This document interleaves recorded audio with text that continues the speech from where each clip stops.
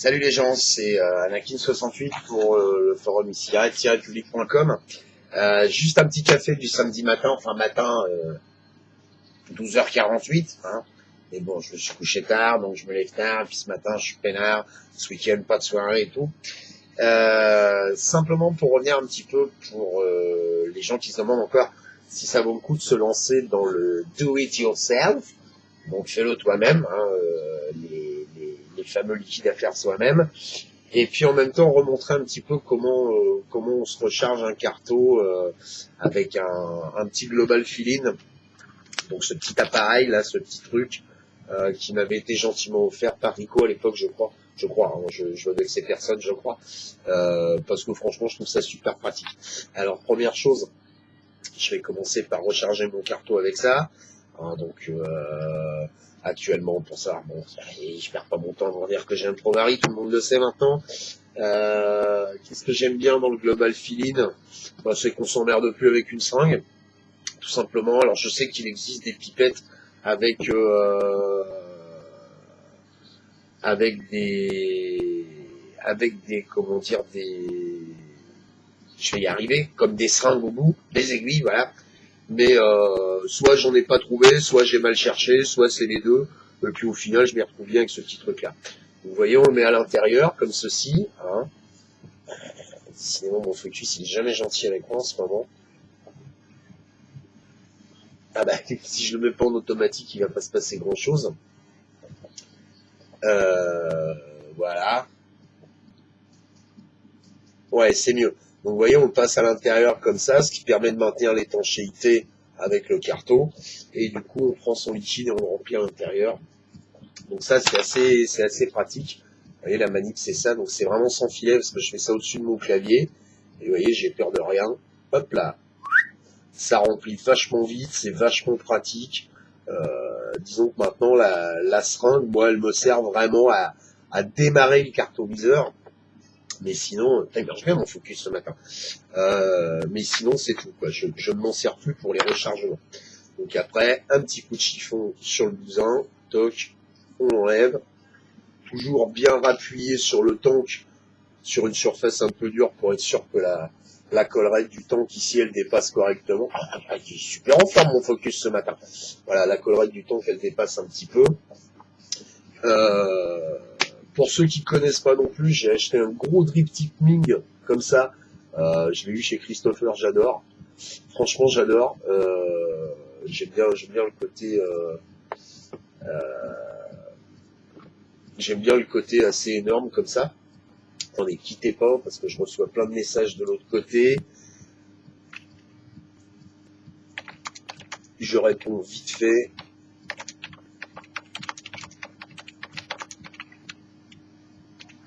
Voilà. Excusez-moi, je suis un type très demandé pour ceux qui connaissent pas encore mon installation. Donc, je vous fais voir vite fait. Voilà, non pas un, non pas deux, mais 3 moniteurs. Donc, il se passe toujours plein de trucs sur Télé Anakin. Alors, je reviens sur le sujet de départ, le do it yourself. Do it yourself, qu'est-ce que c'est? C'est des bases, comme ceci. Hein. Donc là, il me reste uniquement de la base 100% PG. J'ai plus de VG, j'ai tout bouffé parce qu'en fait, je m'aperçois que je préfère les bases à base. Pardon, c'est mieux. Les bases à partir de VG parce que je trouve le goût plus souple. Le PG a tendance à être un peu plus agressif, un peu plus piquant, un peu plus épicé. Et franchement, moi je préfère le VG.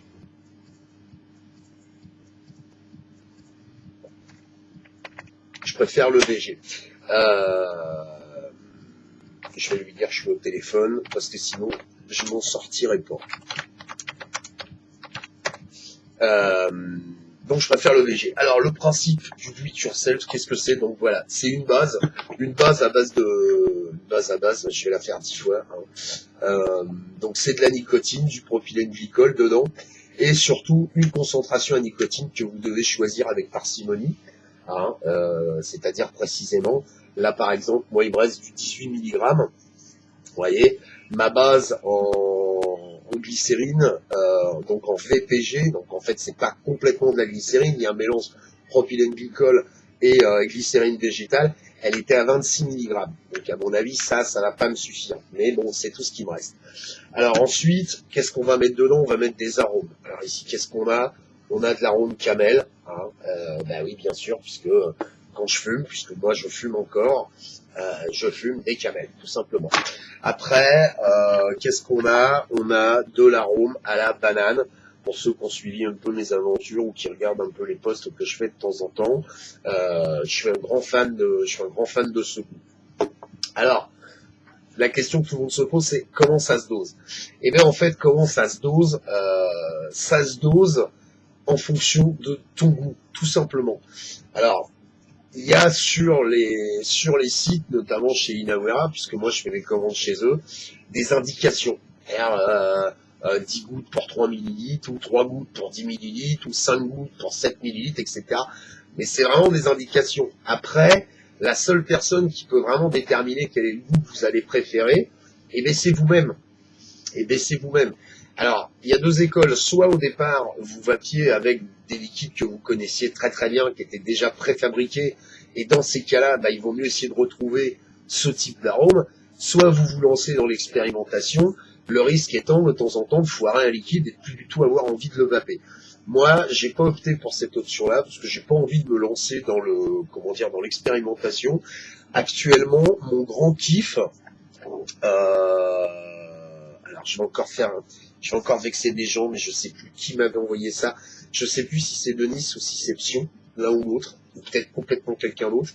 Mais il y avait dedans du Desert Chip Blend de chez Inawera, en petite pipette comme ça, qui est assez pratique d'ailleurs. Bon, faut couper le bout, mais c'est assez pratique parce que des arômes, vous n'avez pas besoin d'en avoir 17 litres, hein, c'est pas la peine.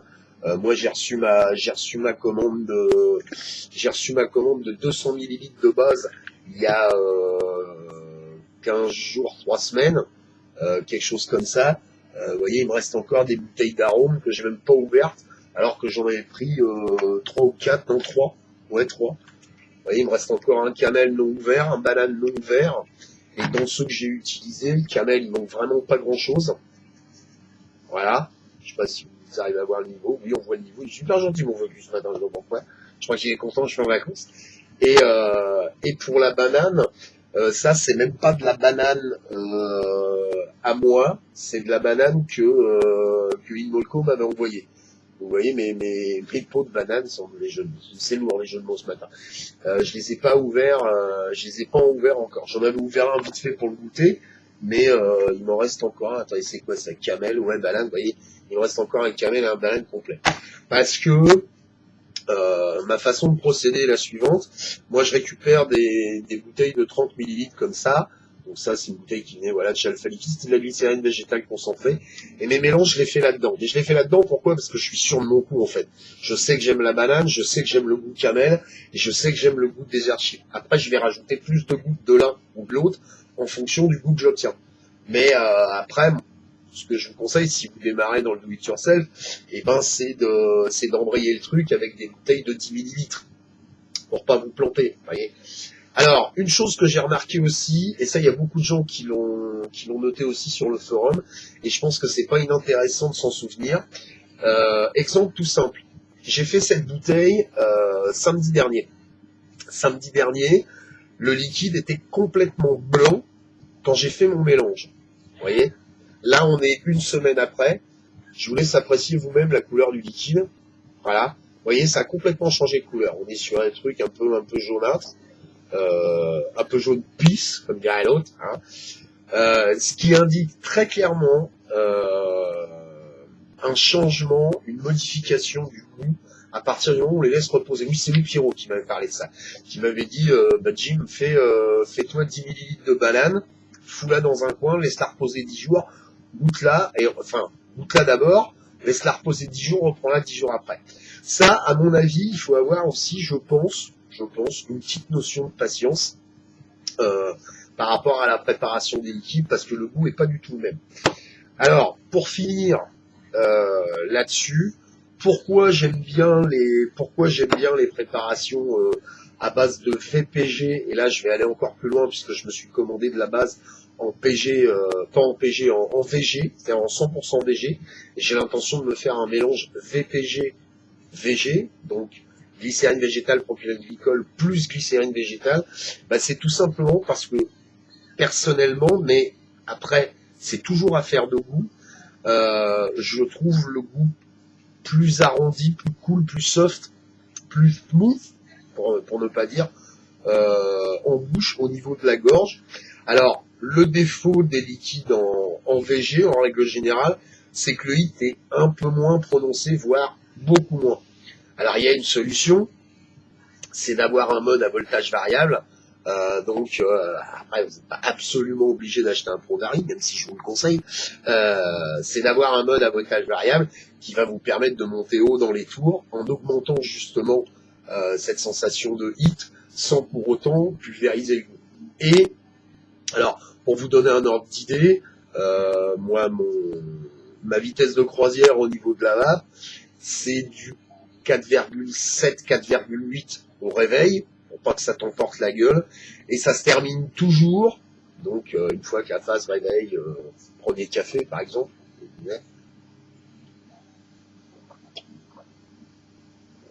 merci, c'est fameux, je le bois au début parce que j'en ai marre de boire des cafés froids dans les vidéos, comment dire, ça se termine toujours à 5,1, 5,2, voire j'ai été jusqu'à 5,4 volts, quand vraiment on a envie d'avoir une grosse arrivée. Et deuxième avantage de la glycérine végétale, enfin moi j'aime beaucoup, c'est que ça fait beaucoup plus de vapeur que le propylène glycol. Quel que soit le consommable utilisé, que ce soit un Vivi, que ce soit un Toto après le café, que ce soit un Stardust, que ce soit un Quiro, que ce soit ce genre de truc, il y a toujours un peu plus de vapeur avec la VG. Alors c'est pas forcément perceptible, hein. Vous n'allez pas faire des nuages de locomotive parce que vous passez d'un liquide à un autre, mais enfin pour vaper relativement souvent quand même, moi je sens bien la différence.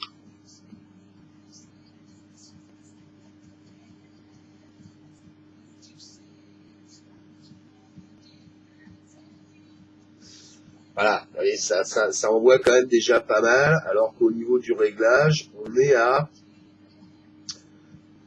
4 volts 9, vous voyez. Si je vais au-delà, forcément, ça va grimper dans les tours. Mais il n'y a pas ce goût un peu piquant. Alors, pour les ex-fumeurs, comment vous décrire ça, c'est peut-être un peu la différence entre une Rodpan bleue et une Peter Stuyvesant. La Peter va être un peu plus piquante, la Benson Hedge va être un peu plus piquante, alors que le goût des Marlboro, par exemple, moi j'ai toujours trouvé ça moins âcre, moins piquant, moins relevé que d'autres marques de cigarettes. Alors, tout ça pour vous dire quoi? C'est que, d'un point de vue rendement, le do it yourself, c'est génial. C'est génial parce que tu as vraiment le liquide, le goût que tu veux. D'un point de vue pognon, alors là, il n'y a pas photo. 200 ml de liquide pour à peine 29 €. Là, ma dernière commande, j'ai passé une commande pour 300 ml de base. On est à 35 € et des malades. Bon, il y a 8 € de frais de port. Donc on doit être à 31 € pour 300 ml de base, c'est énorme parce que voilà, c'est 10 bouteilles comme ça quoi. Bon bah 10 bouteilles comme ça chez la concurrence, je veux pas absolument citer des marques, mais 2 bouteilles de 30 ml, c'est un bifton tout de suite de 25 €. Vous rajoutez 3 € de frais de port, on est arrivé quoi. Donc vraiment d'un point de vue économique, c'est un intérêt énorme quoi. Voilà, c'était le petit retour que je voulais donner ce matin concernant le do it yourself. Alors, je vais essayer de pas me gourer dans l'emplacement. Franck, t'énerve pas. Je pense que je vais mettre ça dans la section liquide.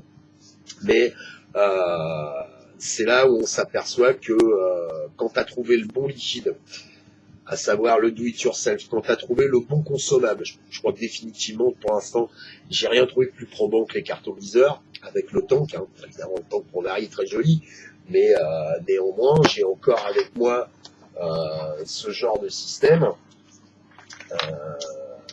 voilà, hein, qui est un liquidateur standard qui venait de chez Smoker aussi, qui fonctionne exactement de la même façon.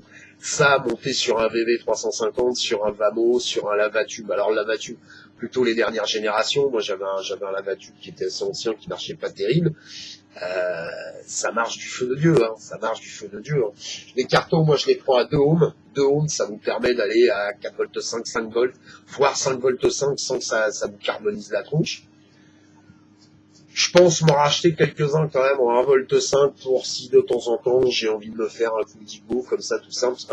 Un liquidateur comme ça avec un carton d'1 volt 5, vous avez sensiblement le même résultat. Je dis sensiblement parce que bon, il y a quand même des différences bien sûr liées à la qualité du mode et liées à la qualité du carton. Voilà, c'était juste pour faire un petit coucou et puis un petit rappel sur le do it yourself. Je vous souhaite un excellent week-end à tous. Je pense que je vais faire quelques vidéos dans les 2 semaines à venir parce que je suis en vacances, yes. Donc j'essaierai de revenir le plus régulièrement. Si vous avez des questions à poser, n'hésitez pas sur ce post. J'ai une chaîne YouTube Anakin68, donc une petite recherche. N'hésitez pas non plus à aller voir toutes les vidéos que j'ai déjà faites. Mention spéciale pour l'ami Franck, je te remercie, mais là cette fois-ci en live, d'avoir utilisé une de mes vidéos pour mettre sur la page des newbies. Ça me fait vraiment super plaisir de contribuer comme ça au forum et surtout d'essayer de promouvoir le plus possible un appareil tel que peut être la cigarette électronique. Moi, j'ai pas complètement arrêté de fumer, mais je le redis encore une fois pour les gens qui me voient en vidéo pour la première fois, je fumais 2 paquets et demi de Camel longue par jour. Donc à la question, est-ce que ça marche?